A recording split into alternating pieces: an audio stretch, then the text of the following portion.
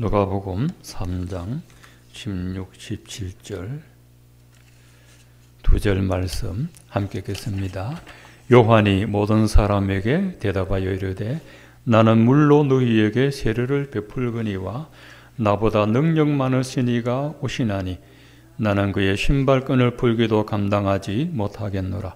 그는 성령과 불로 너희에게 세례를 베푸실 것이요 손에 키를 들고 자기의 타작마당을 정하게 하사 알곡은 모아 곡간에 들이고 쭉정이는 끄지지 않는 불에 태우시리라. 아멘. 예수님의 세례라는 제목으로 말씀 전하겠습니다. 요즘 유튜브 영상 예배를 드리는데 우리 그리스도인들이 경계해야 할 것이 있습니다. 기독교 진리를 일부 왜곡하는 유튜브들이 있어서 잘 구별해야 됩니다. 기독교 본질을 정확히 알려주지 못하는 이 방송이 전파를 타면 파급력이 매우 큽니다.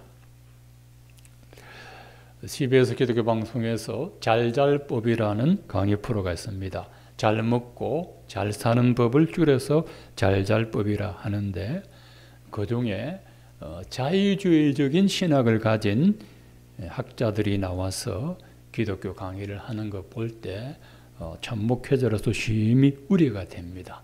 예수님의 부활도 못 믿고 하는 분들이 기독교 신학을 전공해서 박사학위를 받고 강의를 하고 있습니다. 또 종편 방송에 나와서 또 강의까지 하니 전 국민이 다 듣는 데서 기독교를 그렇게 볼까 매우 염려가 됩니다. 그래서 우리 성도들이 잘 구별할 수 있는 영적인 시력을 꼭 가져야 되겠습니다.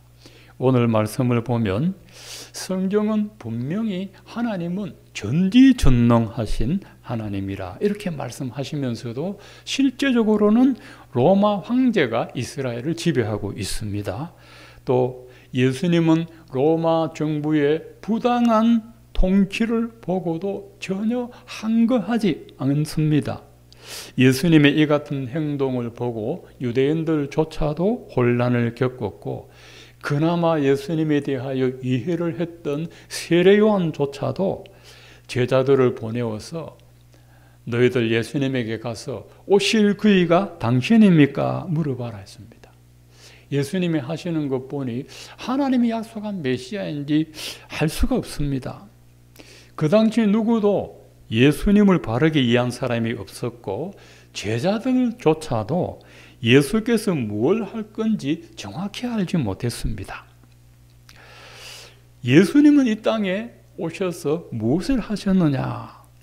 예수님은 이 땅에 기독교 복음은 전파하셨지만은 기독교 국가를 세우지는 않았습니다. 기독교 정신에 입각한 국가는 존재할 수 있겠지만 그렇다고 그 나라가 하나님의 말씀에 완전히 동의하고 수용하는 기독교 국가는 될 수 없습니다. 국기에 십자가를 그려놓아도 전 국민이 그리스도인은 될 수가 없는 겁니다. 그래서 예수님은 정당을 세우지도 않고 제자들 보고 정당을 세우라 명하지도 않습니다. 너희는 가서 모든 족속으로 제자를 삼으라. 내가 너에게 분반 말씀을 가르쳐라. 세례를 주어서 그리스도인 삼으라. 이것만 가르쳤습니다. 또 예수님은 이 땅에 기업을 세우려고 오지 않습니다. 공장을 짓고 인재 양성하고 무역을 하지 않습니다. 또 예수님은 이 땅에 왕이 되려고 오시지도 않습니다. 예수님이 오병이어의 기적을 베풀자 사람들이 예수님을 임금 삼으려고 찾아왔을 때 예수님은 도리어 도망가셨습니다. 요한복음 6장 15절에 예수께서 그들이 와서 자기를 억지로 붙들어 임금 삼으려는 줄 아시고 다시 혼자 산으로 떠나십니다. 임금이 안 돼서 난리고 임금 안 시켜줘서 난리인데 예수님은 임금 안 되시려고 도망가는 겁니다. 예수님은 카리스마 넘치는 정치가 되려고 오지 않고 세상을 부유하게 하는 사회사업가로 이 세상에 오지 않습니다. 예수님이 이 땅에 오신 목적을 알려면 기독교라는 용어를 먼저 알아야 됩니다. 기독교, 특이, 살필 독, 가르칠 교 뜻입니다. 자, 그리스도를 음영한 말입니다.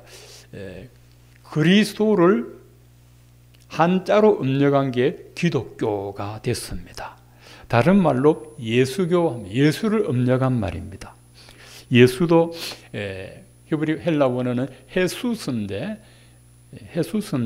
우리 한국말로 예수 이렇게 부릅니다.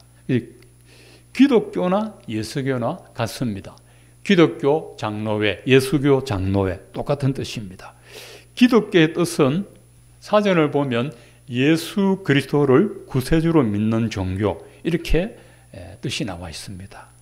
하나님이 이 땅에 기독교를 세우신 목적은 세상 모든 죄인들이 예수 그리스도를 구세주로 믿게 하시려고 기독교를 세우셨습니다. 기독교. 여러분, 구세주는 세상을 건질 주인이라는 뜻입니다. 세상을 건질. 예수님만이 불순종의 죗값으로 하나님의 저주와 심판 아래 있는 죄인들을 하나님의 저주와 멸망에서 건져낼 유일한 구주가 되신다는 겁니다. 예수님은 로마 황제가 되려고 세상에 오지 않고 이 로마 황제를 하나님의 저주와 심판으로 건져내려고 오셨습니다. 예수님은 유대 총독 되려고 오지 않고 본디오 빌라도를 원죄 저주로부터 건져내려고 오셨습니다. 예수님은 유대인의 정치적인 왕이 되려고 오지 않고 유대인들을 죄로부터 건져내려고 오셨습니다. 마태복음 1장 21절에 아들을 낳으리니 이름을 예수라 하라. 이는 그가 자기 백성을 그들의 죄에서 구원할 자이십니다.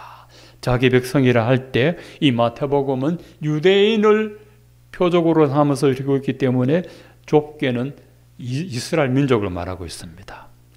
예수님은 세상을 바꾸려고 오지 않고 세상에 있는 인간을 원죄 저주로부터 구원하시려고 오셨습니다. 원죄 저주로부터. 오늘 말씀에 보면 예수께서 우리에게 세례를 베풀어 주시려고 오셨다고 말씀했습니다. 그는 성령과 불로 너희에게 세례를 베푸실 것이라 했습니다. 오늘 이 말씀 중심으로 말씀을 보겠습니다. 세례는 물에 완전히 잠기는 겁니다. 물에 잠기면 어떻게 됩니까? 죽죠. 물속에 오래 놔두면 죽죠. 예수님이 세상에 오신 목적이 뭡니까? 죽이려고 왔죠. 누구를 죽이려고 왔습니까? 나쁜 놈들, 사기꾼들?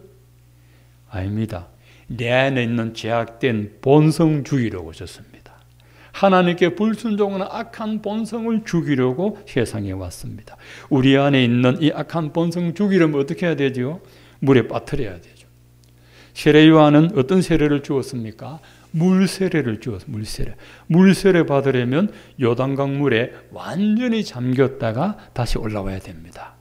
물속에 잠기는 것은 인간의 제약된 본성이 죽는 것이요, 물속에서 다시 올라오는 것은 새로운 본성을 입고 살아나는 겁니다. 그런데 교회에서 물세례 받으면 사람 속에 있는 제약된 본성이 죽나요? 머리에 물만 찍어서 그런가요? 침대교처럼 완전히 침수하면 죽을 텐데 안 죽습니다. 신자들 중에 물세례 받고 여전히 옛날 본성이 변하지 않는 이유가 그건데, 근데 왜 교회에서 물세례 줍니까? 그래서 세례 요한이 말했습니다. 나는 물로 너희에게 세례를 주거니와 내 뒤에 오신 이는 성령과 불로 너희에게 세례를 베푸실 것이라. 예수님의 세례는 세례 요한의 세례와 본질은 같습니다. 그런데 방법이 다릅니다. 세례 요한은 물로 세례를 주고 예수님은 성령과 불로 세례를 주셨습니다. 물세례, 성령세례, 불세례는 모두 같은 성질의 세례입니다. 물도 죄를 씻어내고 성령과 불도 죄를 깨끗이 태워버립니다. 그런데 물세례 받을 때 그 물이 사람의 본성을 변화시키지 못합니다. 물은 물입니다.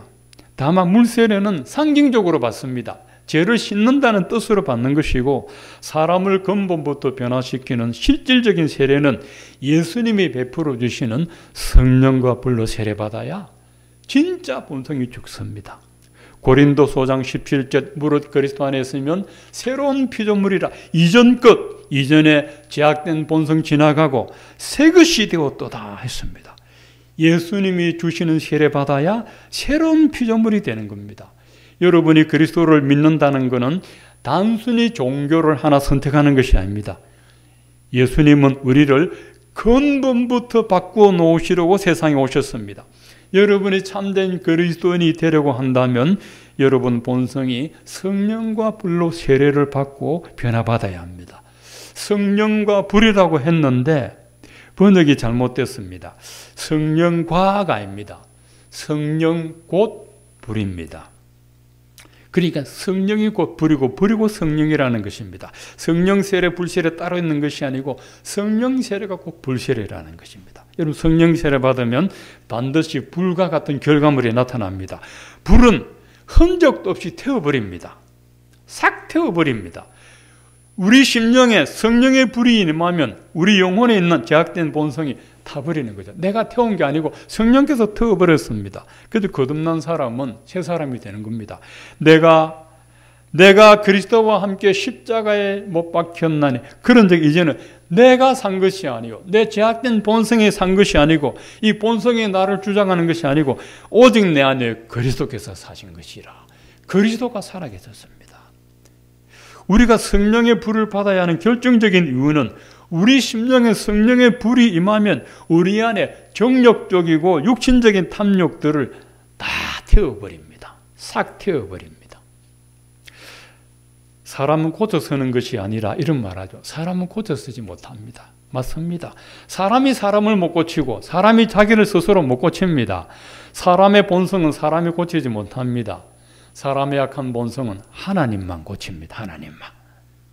우리 안에 있는 제약된 본성이 성령의 불로 태워버리면 내 삶의 주인이 그리스도로 바뀝니다. 내 삶을 이끌어가는 가치관이 예수님의 가치관으로 바뀝니다. 우리가 바뀌어야 될 가치관 중에 가장 핵심적인 가치관, 예수님 말씀하셨습니다. 물질적인 가치관에서 영적인 가치관으로 바뀝니다. 인간이 죽을 때까지 하나님께 주도권을 내놓지 않으려는 것이 여러분 한자, 돈입니다. 돈. 한 사람이 두 주인을 섬기지 못할 것이니 혹 이를 미워하고 혹 저를 사랑하거나 혹 이를 중요하고 혹 저를 경여김이라. 너희가 하나님과 재물을 겸하여 섬기지 못하리라. 인간은 두 주인을 섬기지 못합니다. 오로지 한 주인만을 섬기는 습성이 있습니다. 돈을 주인으로 섬기든지 하나님을 주인으로 섬기든지 두 주인을 동시에 섬기지 못합니다. 돈을 사랑하는지 하나님을 사랑하든지 돈을 미워하든지 하나님을 미워하든지 해야지 둘 다 사랑하거나 둘 다 미워하지 못합니다. 예수님 말씀에 의하면 세상적 가치관을 가진 사람은 돈을 땅에 쌓아두게 되는데 그 돈은 썩어서 못 썩게 되고 예수님의 가치관을 가진 사람은 돈을 하늘에 쌓아두는데 그 돈은 하나님 나라를 위해 썼기 때문에 영원히 썩지 않는다고 하셨습니다. 요한복음 6장 27절에 썩을 양식을 위하여 일하지 말고 영생하도록 있는 양식을 위하여 하라. 이 말씀 배경은 예수님이 보리떡 5개와 물고기 2마리를 5,000명 먹고 12광줄이 남겼을 때 사람들이 예수님께 따라왔을 때 그때 말했습니다. 내가 너희에게 준 그 양식은 썩을 양식이다. 그거 얻어먹으려고 나 따라다니지 말아라. 영생하도록 있는 양식을 위하여 일하라. 이 영생하도록 있는 양식이 뭐냐? 하나님의 아들 예수 그리스도를 바르게 믿는 것이 영생하도록 있는 양식이라 그렇게 말했습니다. 예수님의 세례를 받고 인격이 변화된 사람은 썩을 세상에 살지만 썩지 않는 양식을 위하여 살아갑니다. 예수님의 세례를 받고 성령과 불로 변화되면 가치관이 변화되고 이 땅에서 하나님 나라를 위해 산다고 했습니다. 예수님이 베풀어 주시는 이 성령의 불로 세례받으면 본성이 변화되고 본성이 변화되면 삶의 가치관도 변화되고 가치관이 변화되면 물질도 하나님 나라를 위해 써야 되고 그러면 내 삶은 없는 거잖아. 나는 뭐야? 순전히 손해보는 장사잖아. 기독교라는 종교 믿어서 내가 덕을 보려고 했는데 오히려 내 덕을 보려고 하네. 이런 생각을 하고 예수님이 베풀어주는 성령의 불로 세례받지 않고 내 욕망대로 산다면 어떻게 됩니까? 17절 말씀에 이렇게 나와 있습니다. 손에 키를 들고 자기 타작마당을 정하게 하사 알곡은마 곳간에 들이고 쭉정이는 끄지지 않는 분에 태우시리라. 예수님의 성령과 불로 세례받고 변화받지 않는 사람은 어떻게 되느냐? 마지막 때 예수님이 손에 키를 두고 있습니다. 키. 심판의 키를 들고 우리 믿음을 퀴즈랍니다. 우리 삶을 퀴즈랍니다. 알곡과 쭉정이를 가리내리고 퀴즈랍니다. 좌우로 위아래로 막 흔들면 바람 불면 알곡은 성령 세례 받고 변화된 진짜 그리스도인입니다. 쭉정이는 물 세례만 받고 변화되지 못한 가짜 그리스도인입니다. 그러면 쭉정이는 바람에 훨훨 날아가 버리고 그것을 주워다가 불에 태우고 뗄감으로 섭니다. 작년 여름에 한반도에 불어닥친 태풍 마이삭, 저기 부안동에서 연제동으로 고가로 넘어오면 이렇게 아파트 옆에 빌라 하나 새로 진 게 있어요. 빌라 벽에 붙어있던 타일이 한쪽에 탁 떨어져 나가 있습니다. 바람이 불기 전에는 멀쩡하게 붙어 있었습니다. 그런데 이 세찬 바람이 부니까 점착이 잘된 타일은 붙어 있는데 점착이 잘못된 타일은 바람을 이기지 못해서 떨어집니다. 강력한 태풍이 불자 진짜 잘 붙어 있는지 안 붙었는지 검증이 됩니다. 그리스도인도 평소에는 다 그리스도인 같은데 신앙의 삭풍이 몰아치고 영적인 강풍이 몰아치면 진짜 신앙은 그리스도에게 붙어 있고 가짜 신앙은 땅바닥에 내동댕이 쳐줍니다. 이게 손에 키를 들고 자기의 타작마당을 정하게 합니다. 농부가 타작마당에서 키질 하는데 하나님 나라 타작마당은 어디입니까? 하나님의 심판대 앞입니다. 거기서 믿음을 키질하면서 하나님 나라를 정결하게 합니다. 쭉정이는 못 들어오고 알곡만 들어가게 합니다. 알곡은 곡간에 들이고 쭉정이는 끄지지 않는 불에 태웁니다. 성령으로 변화받은 그리스도는 천국 국관에 들어가고 변화받지 못한 쭉정이는 끄지지 않는 지옥불에 던져집니다. 예수님께서 끄지지 않는 불이라고 했습니다. 왜 지옥불이 끄지지 않습니까? 고통이 영원하기 때문에 끄지지 않습니다. 무엇이 알곡과 쭉정이로 갈라놓았습니까? 예수님이 베풀어주는 성령의 불로 세례를 받았느냐 못 받았느냐를 보고 예수님의 세례를 받고 본성이 변화받았느냐 못 받았느냐를 보고 물질적 가치관에서 영적인 가치관으로 변화를 받았느냐 못 받았느냐를 보고 설거질 세상 나라를 위해 사는지 영원한 하나님 나라를 위해 사는지를 보고 알곡과 쭉정이를 구별하고 있습니다. 예수님은 우리에게 세례를 베풀려고 오셨습니다. 우리 본성을 변화시켜 주시려고 성령과 불로 세례를 베풀어 주시고 새 사람 되게 하시고 세상 나라에서 하나님 나라 가치관을 갖고 살아가게 하시려고 이 세상에 오셨습니다. 모르는 사람들은 기독교는 희생의 종교다, 사랑의 종교다, 온유한 종교다, 오래 참는 종교다 하는데 그건 맞기는 맞는데 변들입니다. 계란으로 치면 껍질입니다. 안에 노른자가 아닙니다. 안에 노른자는 뭡니까? 나 같은 죄인을 변화시켜 주시고 새 사람 되게 하시고 하나님 자녀 되게 하시고 영원한 나라 상속받게 하시고 이 땅에서도 하나님 나라에 살도록 하시기 위하여 예수님은 이 세상에 오셨습니다. 로마 황제도 일 못하고요. 유대 총독 빌라도 일 못하고 헤롯 대왕도 일 못하고 한국의 대통령도 미국의 대통령도 세계 어느 지도자도 예수님의 하신 일은 못합니다. 예수님만이 이 일을 합니다. 예수님만이 참 하나님이고 참 사람입니다. 참 하나님이라는 것은 예수님이 신이라는 것이고 참 사람이라는 것은 예수님이 죄 없는 분이라는 것이 참 사람입니다. 죄를 알지도 못하고 죄를 짓지도 못하고 죄가 들어오지도 않는 죄를 다스릴 줄 아는 참 사람 그분이 예수 그리스도입니다. 그분은 한국 정부를 부유하게 해서 이 한국 정부가 기독교 나라 되게 하려고 오지 않습니다. 미국이 200년 전에 기독교 정신을 건국했지만 미국이 기독교 나라입니까? 기독교 나라 아닙니다. 기독교 나라가 되려고 하면 어떻게 해야 됩니까? 미국 인구 전부가 성령으로 변화받아야 기독교 나라가 될까 말까 합니다. 하나님께서 이스라엘 민족을 신정국가로 만들려는 꿈을 갖고 계셨으나 이스라엘 백성들은 세상 왕을 요구했습니다. 그 왕이 사울 왕이었습니다. 하나님께서 그들을 다스리는 것을 싫어하고 세상 왕을 요구했는데 그날부터 이스라엘은 타락의 길을 갔습니다.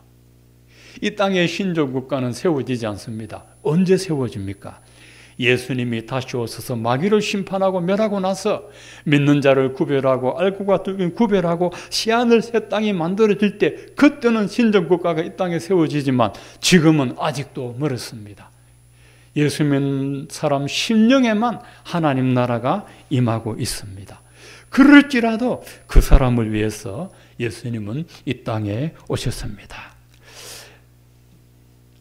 예수님께서 우리를 새 사람 만드시고 하나님 자녀 되게 하시는 이 은혜를 못 깨닫는 사람은 이게 매력 없어 보입니다. 기독교는 다른 종교와 하나의 같은 종교 절대 아니고, 기독교는 내가 영원한 구원을 받느냐 못 받느냐, 영원한 심판을 받느냐 안 받느냐 하는 갈림길에 있는 것이 이 기독교입니다. 여러분, 기독교.